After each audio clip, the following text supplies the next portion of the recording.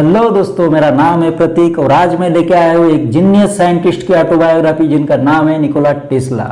आज की वीडियो में हम जानने वाले हैं कौन थे निकोला टेस्ला, क्यों कहा जाता था उन्हें मैड साइंटिस्ट, क्या था करंट वॉर।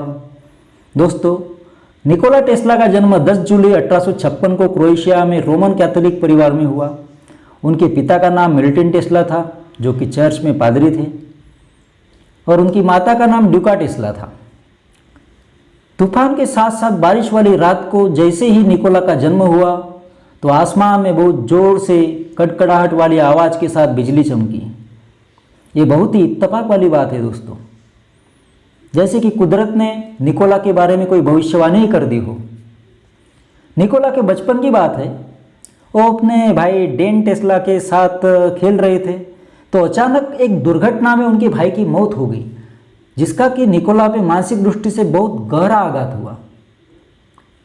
निकोला के पिताजी प्रीस्ट थे।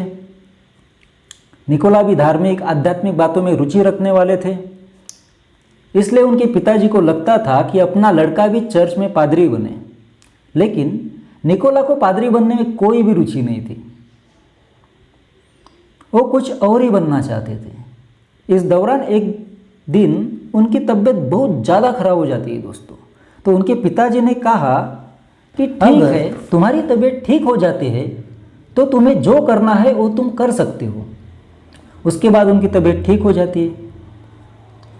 निकोला को साइंस, प्रैक्टिकल, इन सब बातों में बहुत इंटरेस्ट था, इसलिए 1875 में वो Graz University of Technology Austria चले जाते हैं। वहाँ वो मैथमेटिक्स, फिजिक्स के अलावा अन्य विषयों का भी अध्ययन करते हैं। यहाँ मैं और एक बात बताना चाहूँगा दोस्तों, निकोला टेस्ला का रीडिंग बहुत अच्छा था, यहाँ तक कि उन्हें दर्शन शास्त्र का भी अच्छा खासा नॉलेज था। उनकी और एक विशेषता यह थी कि इंजीनियरिंग के दिनों में अपनी एक भी क्लास मिस नहीं करते थे।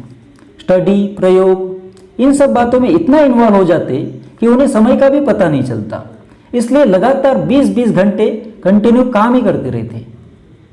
उनकी एक समस्या भी थी, हमेशा कोई विषय, किसी प्रश्न को लेकर चिंतित रहते थे, बेचैन से रहते थे।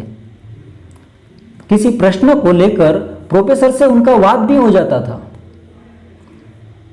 प्रोफेसर उनके प्रश्न के उत्तर नहीं दे पाते थे, इसलिए ज्यादातर प्रोफेसर के साथ उनकी बनती भी नहीं थी। ऐसे ही कुछ कारणों के चलते उन्हें कॉलेज से निकाला गया। इसी दौरान नशा, जुआ जैसी व्यसनों ने टेस्ला के दिमाग में घर करने के साथ साथ वो भयंकर डिप्रेशन में गए और आखिरकार उनको नर्वस ब्रेकडाउन हो गया। नर्वस ब्रेकडाउन एक मानसिक समस्या है जिसमें माइंड डिप्रेशन के कारण डिस्टर्ब रहता है, जिससे इंसान कोई भी काम करने के लायक नहीं रहता और समाज से अलिप्त हो जाता है। हालांकि टेस्ला कुछ कालावधि के बाद इससे बाहर निकले, लेकिन टेस्ला इतने हार्ड वर्कर थे कि ऐसे प्रॉब्लम्स उनके लिए कोई बड़ी बात नहीं थी। आगे चल के भी उन्होंने ऐसे ऐसे मुसीबतों का सामना किया कि आप भी सुनकर दंग रह जाओगे। 1878 में निकोला मैरीबोर्ग गए, वहाँ पे उन्होंने ड्राफ्ट्समैन का जॉब किया। 1881 में वे बुडापेस्ट गए, वहाँ पे उन्होंने एक टेलीग्राफ कंपनी में काम किया। उसके बाद वे अमेरिका गए और हमेशा के लिए वहीं बस गए। न्यूयॉर्क शहर में रहते हुए एडिसन की एक बहुत बड़ी कंपनी में इंजीनियर के तौर पर जॉब करने लगे। तो थॉमस अल्वा एडिसन को आप जानते हैं, जिन्होंने बल्ब का आविष्कार किया। उसके बावजूद उनके 1000 से भी ज़्यादा पेटेंट्स हैं। एडिसन एक जीनियस साइंटिस्ट तो थे ही, उसके साथ साथ एक अच्छे बिजनेसमैन भी थे। तो दोस्तों, उसी दौरान टेस्ला की मुलाकात एडिसन से होती है। टेस्ला ने अपनी मेहनत से और लगन से एडिसन को बहुत प्रभावित किया था। एक दिन क्या हुआ दोस्तों, जिस कंपनी में टेस्ला काम कर रहे थे उस कंपनी के जनरेटर में बिगाड़ आ गया। तब एडिसन ने कहा कि जो इस जनरेटर में सुधार लाएगा मैं उसे $50,000 दूंगा। और उस जमाने में $50,000 की कीमत बहुत ज़्यादा होती थी दोस्तों, और उस समय टेस्ला बहुत ज़्यादा आर्थिक परेशानी में भी थे। तो उन्होंने वो चैलेंज स्वीकारा और दिन रात एक करके जनरेटर में जो भी प्रॉब्लम था उसे सॉल्व किया। इसके बाद जब उन्होंने एडिसन से पैसे मांगे तो एडिसन ने बात को मजाक में लेकर पैसे देने से साफ इनकार कर दिया। इस बात से निकोला बहुत निराश हुए और एडिसन की कंपनी छोड़ दी। उसके बाद उन्होंने खुद की टेस्ला इलेक्ट्रिक लाइट कंपनी की शुरुआत की, जिसमें उन्हें असफलता का सामना करना पड़ा। अभी पास में कोई जॉब भी नहीं था, तो उनकी आर्थिक स्थिति इतनी कमज़ोर हो गई दोस्तों, इतनी कमज़ोर हो गई कि उन्होंने कुछ दिन खुदाई का भी काम किया। 1888 में वेस्टिंगहाउस कॉरपोरेशन कंपनी ने टेस्ला के पेटेंट $60,000 में खरीदी की और टेस्ला की सहायता से high voltage power system develop किया। 1890 के दशक में टेस्ला ने टेस्ला कॉइल का भी आविष्कार किया। टेस्ला कॉइल एसी करंट बनाने के लिए उपयोग में लाई जाती है। यह इलेक्ट्रोमैग्नेटिक इंडक्शन पे काम करती है।